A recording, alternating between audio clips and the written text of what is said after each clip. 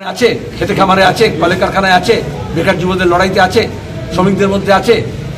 দেখবে বড় বড় গাড়িতে কিছু বড় বড় স্টিকার লাগিয়েছে আর মোদির মুখ দিয়ে প্রচার করছে।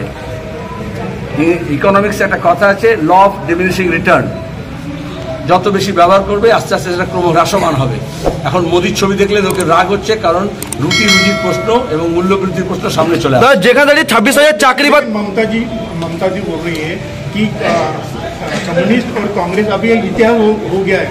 मैं अभी पत्रकार को बोला कि इतिहास की बात मत करो, वर्तमान की बात करो। দাদা আপনি কিছু বলুন না, বর্তমানে আপনাদের কি রকম আপনার পজিশন? বর্তমানে আমরা গোটা দেশে আরএসএস এর মোদী সরকারকে উৎখাত করার জন্য চেয়েছিলাম সবাই এক কাট্টা হোক, কিন্তু যেহেতু মমতার টিকি বাধা আছে আরএসএস এর হেডকোয়ার্টারে, তৃণমূল কংগ্রেস তৈরি হয়েছিল বিজেপির টাকায় এবং আরএসএস এর পরিকল্পনায়। তারপরে যারা বিজেপির লোকজন ছিল তারা সব তৃণমূলে ঢুকে গেছিল, আরএসএস কাটার ছিল, মমতাকে আরএসএস দুর্গা সাজানো হয়েছিল। এখনো ক্ষোভ থেকে বার করা হয় যখন প্রয়োজন হয়। ইন্ডিয়া ব্লক যখন ঐক্যবদ্ধভাবে লড়ছিল তখন মমতাকে দরকার হলো, আরএসএস এর নির্দেশে তিনি ইন্ডিয়া ব্লক থেকে বাইরে বেরিয়ে গেলেন শুধুমাত্র নিজের ভাইপোকে বাঁচানোর জন্য। গোটা রাজ্যকে বাজি ধরলেন। এটা রাজ্যের মানুষ বুঝে গেছে, মোদির দালাল মমতা, বুঝে গেছে জনতা। এটা হচ্ছে আপডেট।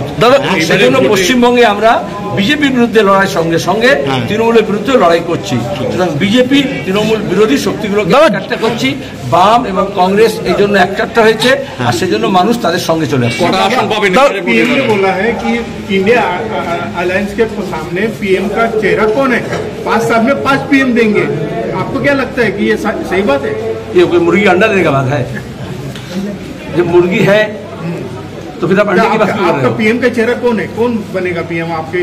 जब मनमोहन सिंह प्रधानमंत्री बने थे कोई विज्ञापन दिया गया था? जब देवेगौड़ा गुजरात प्रधानमंत्री बने थे कोई विज्ञापन दिया गया था? आप विज्ञापन की बात कर रहे हो, क्योंकि मीडिया को पैसा दादा से प्लीज। हमारे यहाँ हम कहे नेता नहीं नीति चाहिए, और इलेक्ट्रल बॉन्ड से कहा जा रहा है कि नहीं नीति नहीं पैसा चाहिए। यहाँ ही फर्क है।